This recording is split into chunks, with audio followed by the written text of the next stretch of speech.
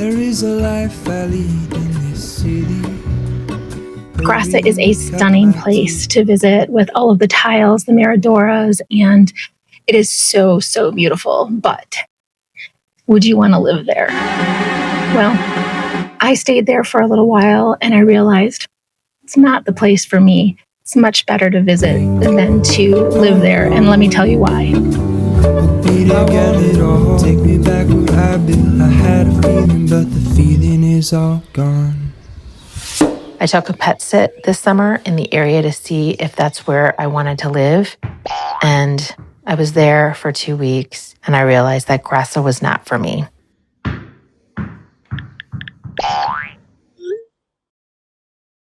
Graça is unpolished, and I love that about Graça. You'll see locals doing things the way that they've always done them.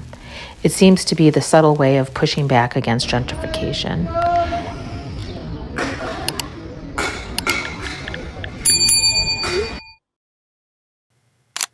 Of course, with those views come hills.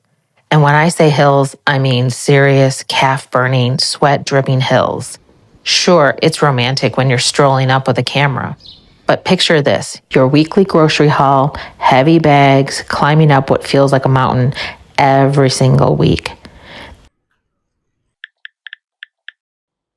Graça doesn't have a metro stop, and there is no plans of constructing one. You've got buses or trams, but the trams, well, they're always crammed with tourists, and the buses, much smaller and packed with locals. And finally, the tourists. Graça is stunning, so of course people flock there. But if you're living there, it means the viewpoints, the cafes, even just walking down the street can feel overwhelmed with people looking at their Google Maps and hanging out at your local cafe. The only time that was quiet was in the early morning, and then at 9 a.m., the party starts with tuk-tuks and tour buses and lots of tourists. Oh, and one more thing. With all of the empty lots and construction tape, it will be decades before it's a quiet neighborhood again. So between the hills, the old architecture, the hills, the lack of mass transportation, the hills, this is not the right place for me. It's a no for me, sadly. So what about you? Do you think you could live here?